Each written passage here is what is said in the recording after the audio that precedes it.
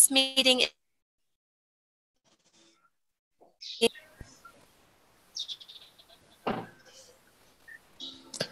Thomas, c'est bon?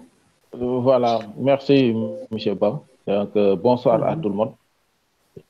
C'est M. Ba, je suis formateur à ASTIC, responsable cellule SVT.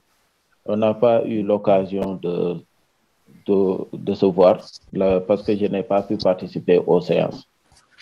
Mais je suis chargé de tout ce qui est formation SVT, pour tout ce qui concerne lors de la journée, la présentation de thèmes.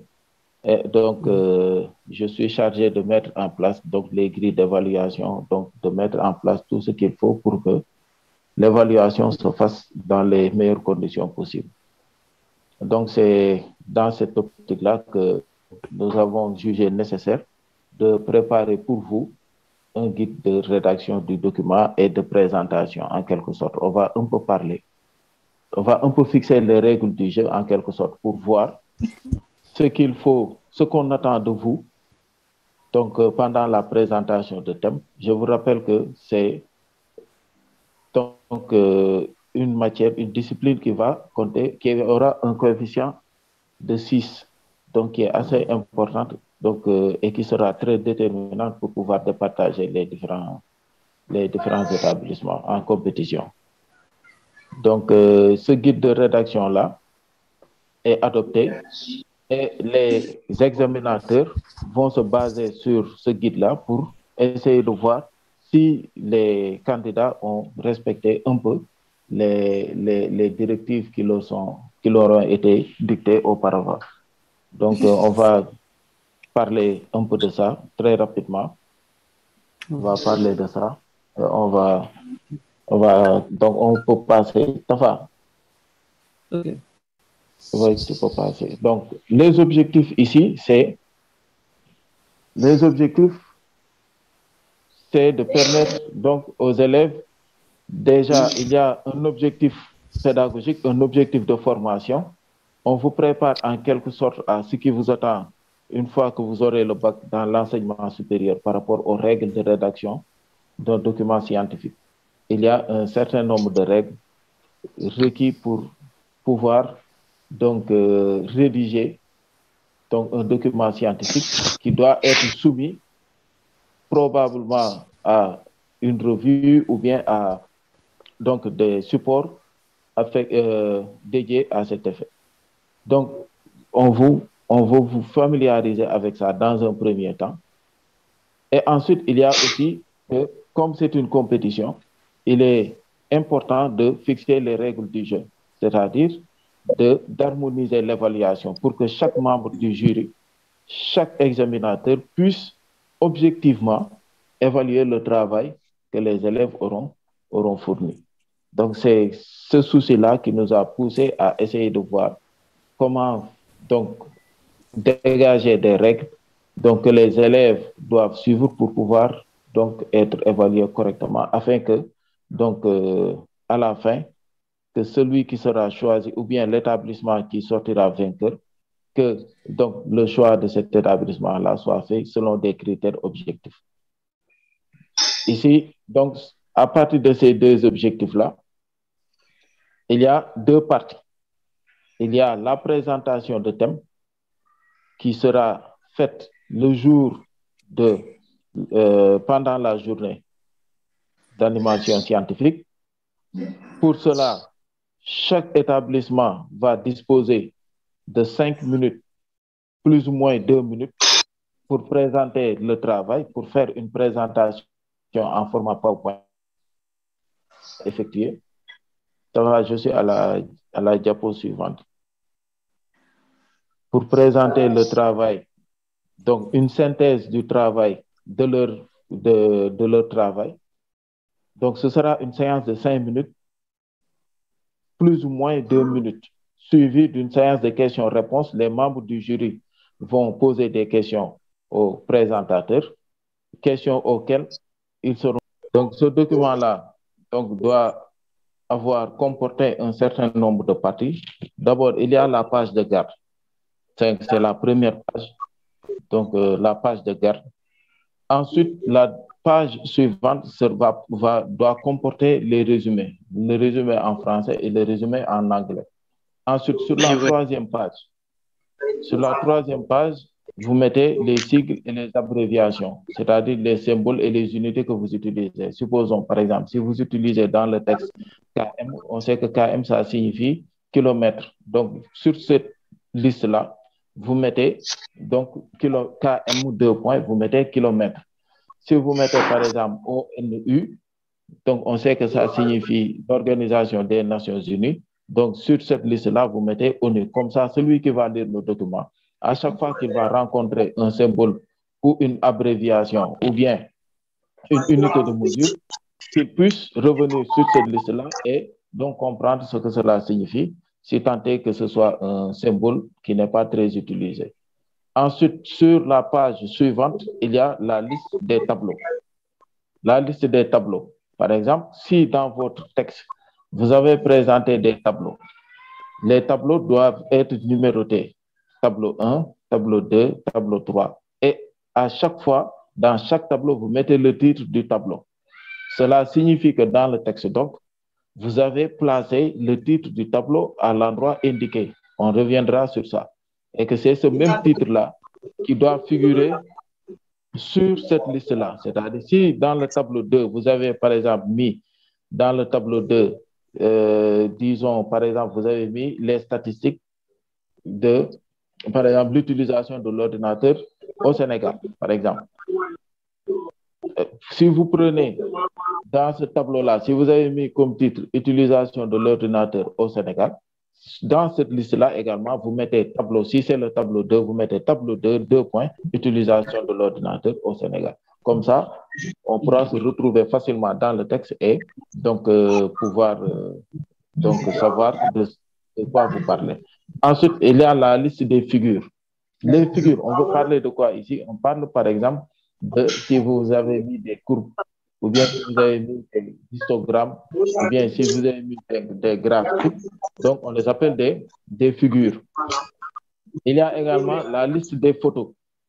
C'est par exemple, si vous avez placé en illustration une photo dans une partie spécifique, il y a un titre de la photo. Donc, dans la liste également, vous mettez le titre de la photo. Ensuite, le corps du document est composé de trois grandes parties, on peut dire. Il y a l'introduction.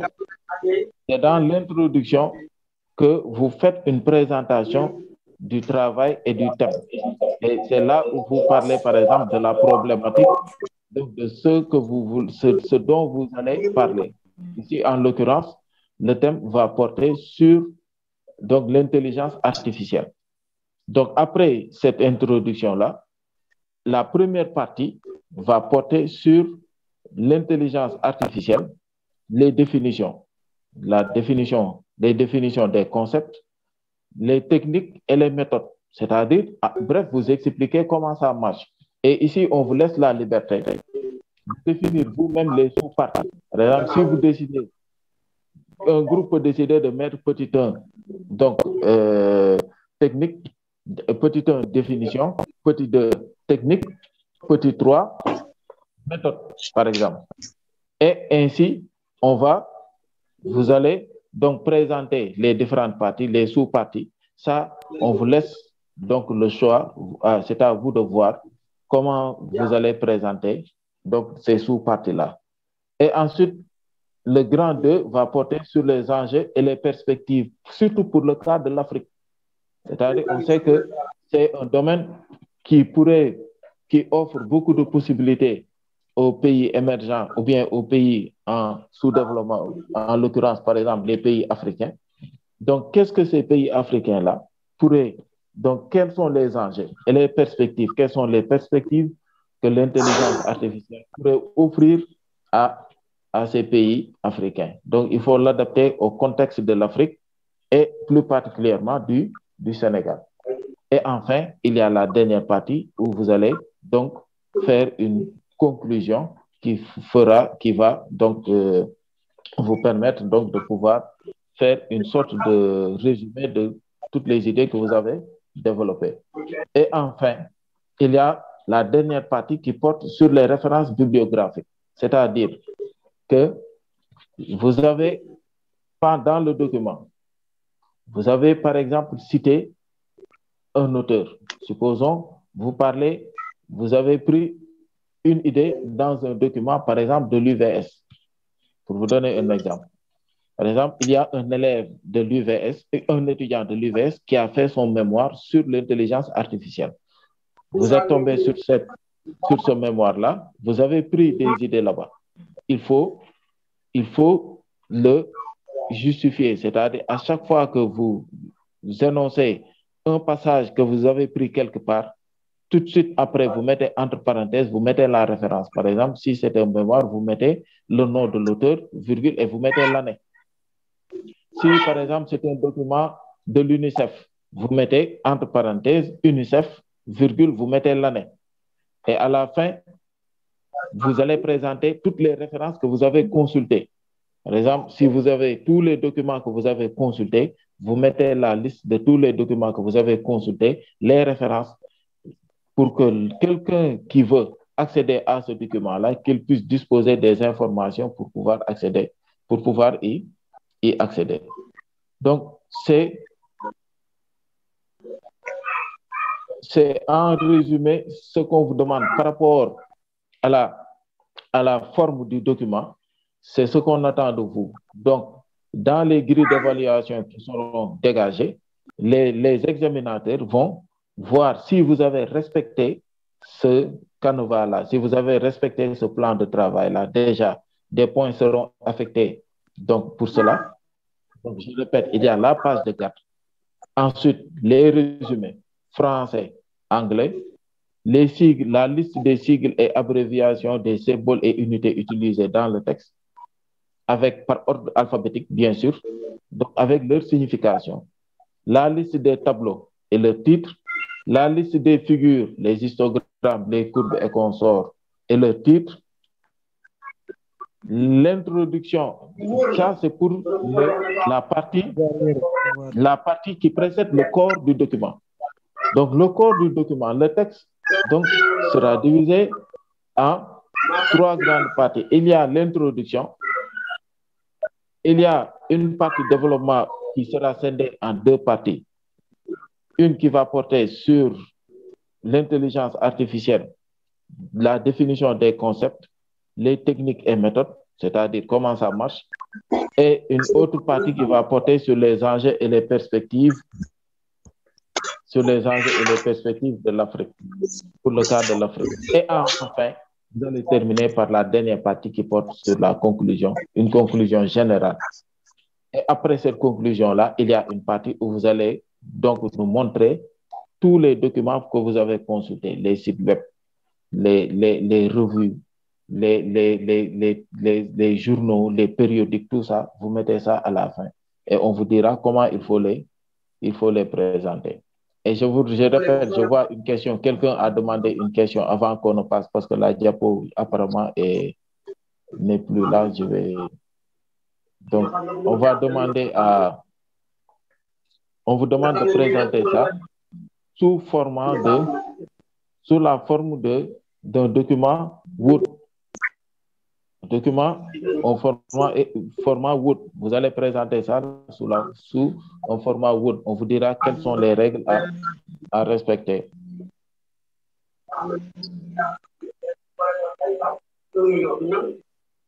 Quelles sont les règles à respecter?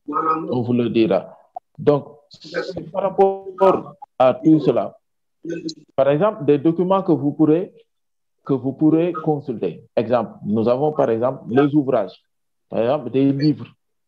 Vous pouvez par exemple tomber sur des livres qui ont été écrits, édités et qui portent sur l'intelligence artificielle. Ça ne doit pas manquer. Par exemple, vous allez dans une bibliothèque, vous consultez certains ouvrages, vous voyez qu'on parle par exemple de l'historique de l'intelligence artificielle. Par exemple, vous prenez là-bas des passages, il faudra bien montrer que vous avez consulté cet ouvrage-là. Par exemple, les chapitres d'ouvrage. Dans un ouvrage, par exemple, pendant les séminaires ou les colloques et consorts, souvent à l'issue de ces colloques-là, un ouvrage est sorti et dans ce livre-là, tous ceux qui ont fait des présentations, on montre leurs présentations dedans. Souvent, ouais, on monsieur oublie. Oui. Monsieur Ba. Oui. Monsieur Ba. Allô? Oui, allô? Voilà, donc il y a monsieur Ba qui me demande de vous dire qu'il va se reconnecter pour pouvoir repartager le PowerPoint. Quoi. Il a un petit souci en fait. Ah, d'accord. Il a un problème. Donc, je vais un peu parler en attendant qu'il règle ce problème-là. Merci. Donc, je disais, par rapport aux éventuels documents que vous pouvez consulter, il y a donc ces ouvrages-là, les chapitres d'ouvrages, ou bien les articles périodiques. Par exemple, les revues qui sortent de façon périodique. Vous pouvez, par exemple, tomber sur, disons, un article qui a été écrit par un auteur. Vous consultez l'article pour prendre des idées ou bien pour prendre des passages intéressants. Il faudra bien le mentionner. Les mémoires ou thèses, par exemple, des étudiants ou bien des stagiaires qui ont fait un travail sur le thème de l'intelligence artificielle, par exemple, il faudra bien le spécifier. Les communications dans les congrès. Sur Internet, vous pouvez tomber sur n'importe quel type de document. Par exemple, vous pouvez avoir une page web où vous avez un spécialiste qui écrit un article qui porte sur l'intelligence artificielle et qui le présente, qui publie ça. Par exemple, même sur Facebook, on peut même voir sur Facebook des documents en rapport avec l'intelligence artificielle. Vous pouvez trouver ça également dans des sites dédiés, c'est-à-dire des sites spécialisés dans le domaine de l'intelligence artificielle, ou bien de l'informatique, ou bien des techniques de l'information et de la communication. Parce que tous ces domaines-là sont liés. Tout cela, à chaque fois, il faudra faire en sorte que dans la liste des références, que vous puissiez faire la liste de tous ces documents-là que vous aurez consultés. Après, je vous montrerai comment il faudra présenter. Voilà. Donc, je disais par rapport à cette partie-là, sur la mise en forme. La mise en forme du document. Cette partie-là est très importante. Je vous rappelle que vous travaillez avec Word. Vous travaillerez avec Word. Donc, vous avez des marges. Les marges supérieures, inférieures, droite et gauche. Il faut toujours respecter à avoir des marges de 2,5 cm. En général, quand vous êtes souvent, si vous avez l'habitude de travailler avec Word, vous avez toujours une règle verticale et une règle horizontale qui vous permet de pouvoir donc bien délimiter votre zone de travail, mise en page.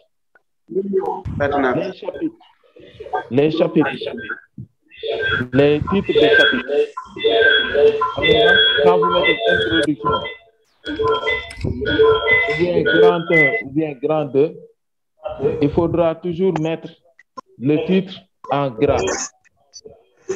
Vous utiliserez le caractère Times New Roman, gras majuscule 14, et toujours en majuscule. Donc, avec le format majuscule 14, la police, la taille de police. Les titres en Times New Roman, gras, majuscule, taille police 12. Par exemple, ici, après, une fois que vous mettez le titre de chapitre, après, vous avez un titre. C'est-à-dire, avant chaque chapitre, vous mettez une page de garde où vous mettez le titre. La diapo n'apparaît plus en la diapo. J'appelle pour cela. Donc, comment présenter les illustrations? Donc, ces illustrations-là, je veux parler des tableaux, des figures, des photos, etc., les planches. Donc, les figures et tableaux, on les numérote selon leur ordre d'apparition. Le premier tableau qui apparaîtra, vous mettez tableau 1. La première figure, vous mettez figure 1. Et ensuite, vous mettez point. Si vous mettez tableau 1, point, vous mettez le titre du tableau. Et dans la liste, c'est ce même titre-là qu'il faudra mettre tableau 1, point, vous mettez le titre. Le titre d'une figure est noté en bas de la figure. En bas, c'est-à-dire vous avez la figure, c'est en bas que vous mettez le titre. Mais si c'est un tableau, le titre doit figurer en haut, au-dessus du tableau. Donc, je le répète, si c'est un tableau, le titre doit être au-dessus du tableau, avant le tableau. Mais si c'est une figure ou bien une photo, le titre doit figurer en bas de l'illustration. Ces illustrations-là sont numérotées en chiffres arabes avec un titre et une légende si nécessaire. Par exemple, s'il y a des sigles ou bien des abréviations qui sont utilisées, en bas, vous pouvez mettre donc des notes qui permettront de pouvoir comprendre leur signification. Donc, au niveau de la partie légende. Si c'est une figure, par exemple, disons, c'est un histogramme, s'il y a des couleurs, vous mettez la signification de ces différentes couleurs, par exemple. Donc, c'est des choses, tout ce qui participe à rendre l'illustration lisible est fortement conseillé parce que ça participe à éclaircir et à faciliter la lecture et donc ça permet ça vous permet de vous donner des chances d'avoir la meilleure note possible. Toutes les illustrations, que ce soit les tableaux, les figures, les photos ou les schémas, doivent être très lisibles et il faut y mettre la source entre parenthèses. Si vous avez pris un tableau dans un document donné, dans un livre, entre parenthèses, vous mettez le titre du livre et l'année d'édition. Vous mettez le titre du livre, virgule, et vous mettez l'année d'édition dans la parenthèse. Donc, diapo suivante, la dernière partie.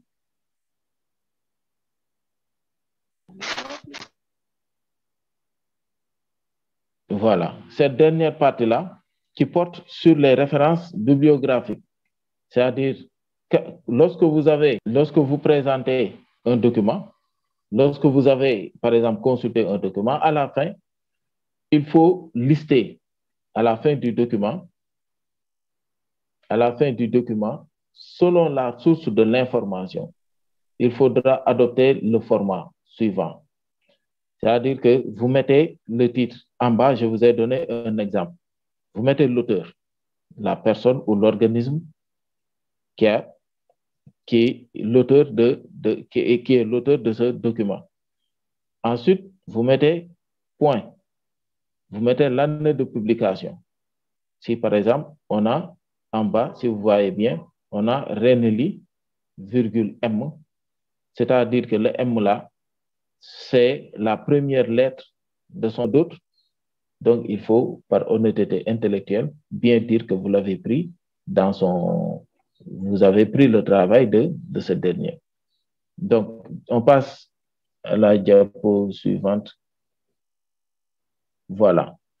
Donc, si on récapitule, par exemple, ici, vous avez une liste. Vous voyez, on a mis le premier auteur qu'on a cité, on a référence bibliographique numérotée dans le texte avec des crochets et par ordre d'apparition. Par exemple, Renely a été le premier cité. On met 1 devant Renely et on le cite en mettant toutes les références, en mettant tout ce qu'il faut, toutes les informations nécessaires pour permettre à quelqu'un de pouvoir consulter donc, le document en question. Par exemple, ici, on a mis 1 Renely, 2 Brossier. Donc, Brossier est le deuxième auteur qui a été cité ou bien dont les idées ont été utilisées dans le texte. Ensuite, vous avez 3 Maliki. Ensuite, vous avez 4 et ainsi de suite. C'est comme ça qu'il faut le présenter. Maintenant, dans le texte, vous pouvez seulement mettre le numéro. Le passage que vous avez pris dans Renely, vous le mettez là où vous l'avez écrit. Vous mettez au-dessus, à la fin de la phrase, au-dessus, vous mettez un 1. vous mettez le 1 comme vous l'avez mis ici. Comme ça, quelqu'un qui va lire et qui va avoir le 1 là, automatiquement, il va venir sur la liste la liste des références bibliographiques pour pouvoir savoir exactement de quel auteur il s'agit et donc de quel document il s'agit. C'est selon ce format-là que vous devez donc présenter les références bibliographiques que vous avez consultées et que vous avez utilisées.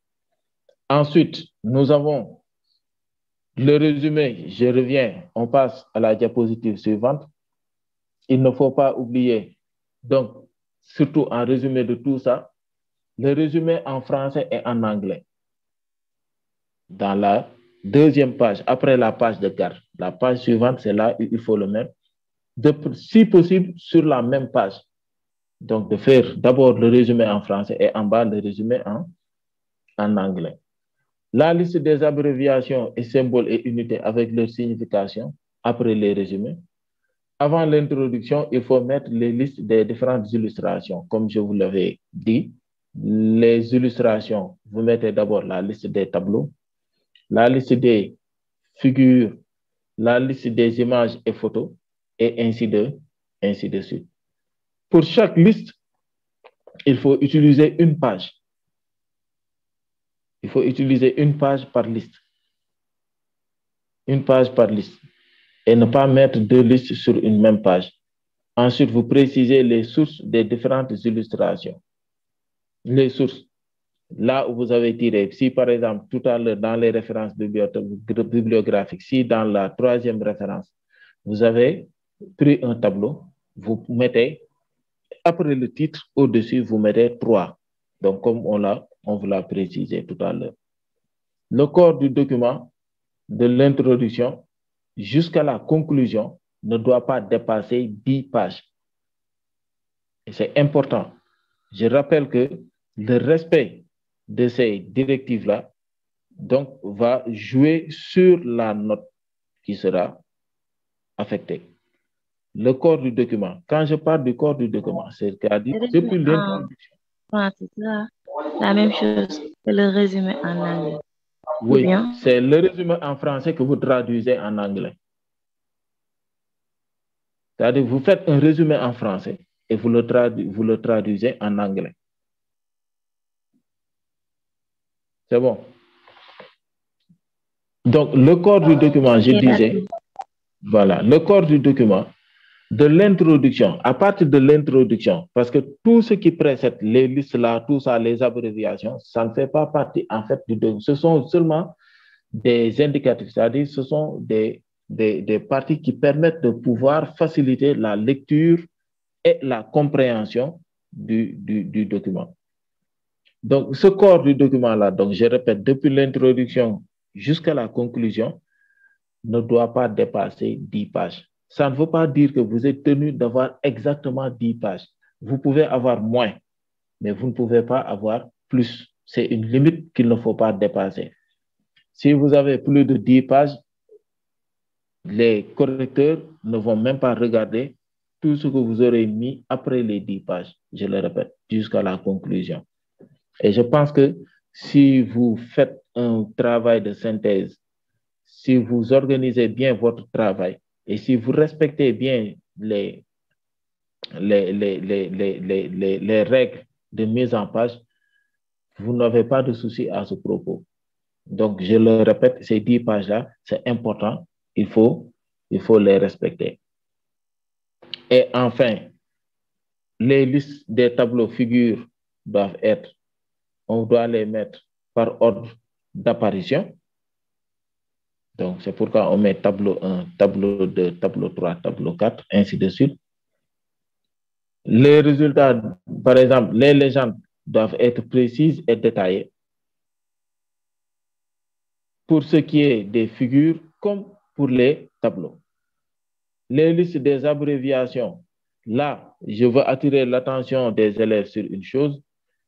Par exemple, si on dit il y a des sigles, il y a des organismes dont le sigle n'a pas changé. C'est-à-dire que l'abréviation n'a pas changé, mais la signification peut être différente. Par exemple, FAO, les gens, en français, c'est Organisation des Nations Unies pour la nourriture et l'alimentation, par exemple. Pour l'alimentation et la nourriture, par exemple. Donc, ce ne sont pas les lettres qu'on utilise, mais il y a une signification donc, qui est utilisée dans le système international. Mais par exemple, pour des organisations comme si je prends l'exemple UVS. UVS, ça signifie Université virtuelle du Sénégal. UCAD, c'est Université Cheikh Anta Diop de Dakar. Donc ça, à ce propos, il n'y a pas de souci. Donc la liste des symboles par ordre alphabétique, préciser les définitions et les unités. La définition, les définitions, et il faut aussi préciser les unités. Donc voilà un peu ce qu'on attend de vous pour ce travail-là, en espérant que vous allez, cette présentation-là sera enregistrée. Vous allez disposer également de la présentation PowerPoint avec donc les explications. Si vous avez des questions également, vous pouvez les poser dans le groupe WhatsApp. Donc, pendant tout le processus de rédaction, à chaque fois que vous êtes confronté à une difficulté, à chaque fois que vous aurez des préoccupations ou bien des questions à poser, vous pouvez les poser dans le groupe. On prendra le soin de répondre donc le plus explicitement possible. Donc, je vous remercie de votre attention et donc je vous souhaite bonne chance.